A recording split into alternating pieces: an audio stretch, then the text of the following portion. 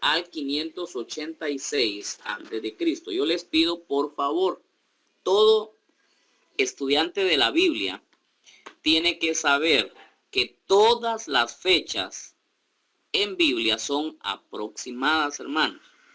Entonces consideremos que a la hora de mencionar una fecha, todas las fechas son aproximadas. En este caso, la fecha del ministerio aproximadamente es entre los años 626 y 586 antes de Cristo. El lugar de ministerio de Jeremías es el reino del sur o Judá. Aunque hay algunos detalles, hermanos, en cuanto al reino del norte, pero específicamente, igual que Isaías, el ministerio profético de Jeremías se da en el reino del sur. Entonces tenemos ahí aspectos generales, hermanos, en cuanto a Jeremías. Su nombre significa quien Jehová ha designado. Nace en Anatot, unos 5 kilómetros al noreste de Jerusalén. Fecha de su ministerio 626-586 a.C. y el lugar de su ministerio el reino del sur o Judá. Ahora hay algunos aspectos en relación a su vida que necesito resaltar por el hecho de que estamos diciendo de que Jeremías nos presenta biografía, en este caso aspectos de su vida. Y dentro de los aspectos resaltantes de la vida de Jeremías tenemos en primer lugar que él nace dentro de una familia sacerdotal en la ciudad de Anatot, como ya vimos, a unos 5 kilómetros al norte de Jerusalén. Pero él nace ya dentro de la descendencia sacerdotal. Fue elegido para ser profeta antes de haber nacido. También nos explica Jeremías 1 que fue llamado a profetizar cuando era muy joven. Fíjese dentro de los aspectos que resaltan la vida de Jeremías. Bueno, Dios le encomendó la misión de ser profeta. Fue Dios el que lo llamó y vamos a ver en la hora 2 el llamado, pero Dios le encomendó la misión de ser profeta. Dentro de los aspectos que se resaltan, hermanos, él comenzó su ministerio durante el reinado del rey Josías. Y fue uno de los que expresó su dolor en el funeral de dicho rey, por lo que Josías como rey hizo. También se dice en Jeremías que se le prohibió casarse a Jeremías. La razón, pues a causa de la época tan terrible en la que Jeremías vivió. Pero también me llama mucho, pero mucho la atención este dato que voy a presentarles a continuación. Hermanos, Jeremías nunca logró que alguien se convirtiera.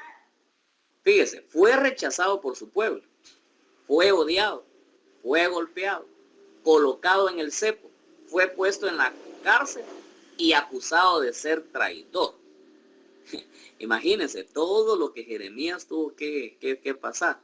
Pero estamos viendo algunos aspectos relacionados a su vida. Su mensaje quebrantó su propio corazón. De ahí que se le conoce como el profeta llorón. Porque el mensaje que él pronunció, hermanos, quebrantó su corazón. Es que era mucho. Tan terrible. Otro aspecto importante que vemos en la vida de Jeremías es que quiso dimitir de su cargo, quiso dejarlo, quiso abandonarlo. Cuadro y compare el libro de Isaías con la Biblia. Pero Dios no se lo permitió. Realice un bosquejo homilético con las partes principales del capítulo 1. Jeremías 20, versículo 9, él quiso dejar su cargo de profeta. Dibuje un esquema de las 3 Jerusalenes y por qué se le llama así. Y en último lugar, hermanos, se le conoce como el profeta llorón, los 6 lamentos sobre la viña. Además, que se le concede que fue el autor del libro de Lamentaciones. Entonces, hay 10 datos ahí, hermanos, sobre la vida de Jeremías que les pueden recordar. Dicen que sí. Y luego estructura de Isaías. La biografía de los profetas. Bueno, Sí, la terminé. En Solo uno segundo me faltó, lugar, solo el bosquejo. es importante Estaban que copiando. observemos algunas declaraciones sobre Yo no puedo Jeremías. copiar. Quiero que por favor tomen en cuenta estas declaraciones sobre Jeremías porque tiene que ver con el mensaje Mira. que él dio. Ah, ya Va. ves. En Pero, primer lugar, hermanos, pero este señor se lo puso muy el difícil y solo profeta dio como Isaías, 20 minutos. casi un siglo Todo antes eso. de Jeremías, Usted había hablado de resistir. Él había hablado de resistir, es decir, de atacar y de resistir. ¿Por qué este cambio? Porque en los días de Jeremías solo quedaba una cosa por hacer: rendirse. De hecho, Dios les dice que se rindan. Fíjense. En Isaías la consigna era resistir, contraatacar y estar ahí en la guerra.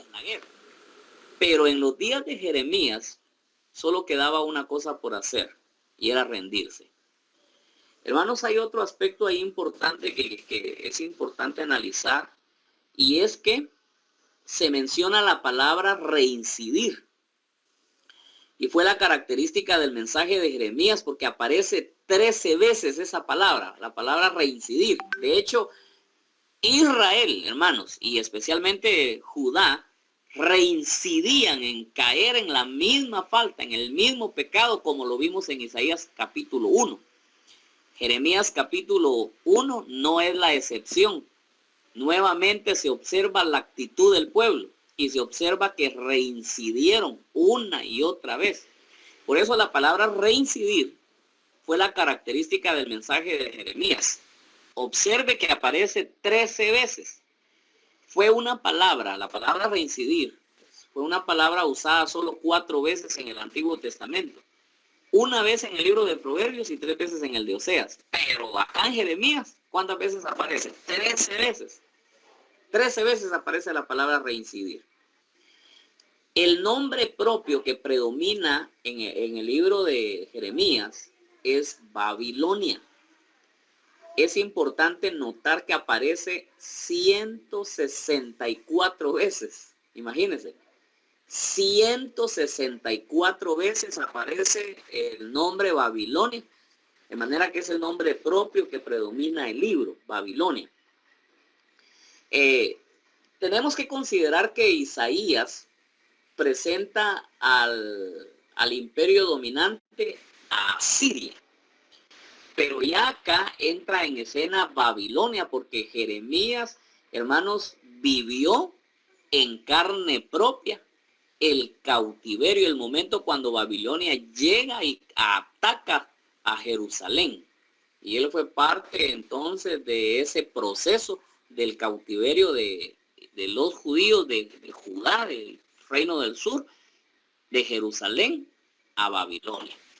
Entonces por eso observamos que el nombre propio que predomina el libro fue Babilonia, que aparece 164 veces acá en Jeremías. Ahora bien, les presento la visión panorámica del libro de Jeremías, es decir, los 52 capítulos. Isaías nos presentó 66 capítulos. Jeremías nos presenta 52 capítulos y acá les presento la visión panorámica, es decir, todo el libro, en pocas palabras. Lo podemos definir así. En el capítulo 1 se hace el llamado del profeta durante el reinado de Josías. En el capítulo 2, del capítulo 2 al 20, se dan profecías para Judá y Jerusalén anteriores al reinado de Sedequías. Del capítulo 21 al 29 hay profecías durante el reinado de Sedequías. Del capítulo 30 al 39 hay profecías en cuanto al futuro de las 12 tribus y sobre el inminente cautiverio de Judá. De los capítulos 40 al 42 se dan profecías para el remanente que quedó en Judá después de la destrucción de Jerusalén. Del capítulo 43 al 51 se dan profecías durante los últimos días de Jeremías en Egipto. Fíjense, ya Jeremías en Egipto, en todo el proceso del cautiverio. Y por último, el capítulo 52 se da el cumplimiento de la profetizada destrucción de Jerusalén en el capítulo 52 de Jeremías. Entonces, hermanos, podemos ver una visión panorámica de todo el libro de Jeremías, desde el capítulo 1 hasta el capítulo 52. Todo eso incluye Jeremías, desde el capítulo 1 hasta el capítulo 52. Muy bien. Como es una introducción a Jeremías, hermanos, concluyo la introducción de Jeremías diciendo: Jeremías es uno de los profetas que nos presenta las consecuencias del pecado de Judá. Adentrémonos al estudio de Jeremías. Y de esta manera concluimos, hermanos, Jeremías, la introducción a Jeremías, el profeta lloró. Muy bien, hermanos, de esta manera veo de que ya estamos en la 1 de la tarde y el tiempo se nos ha vencido. Nos toca la hora número 13. Estar atentos, hermanos, a nuestro plan de curso, porque vamos un poquito retrasados en cuanto a las horas, hermanos. Hoy tendríamos que haber llegado a la hora 16.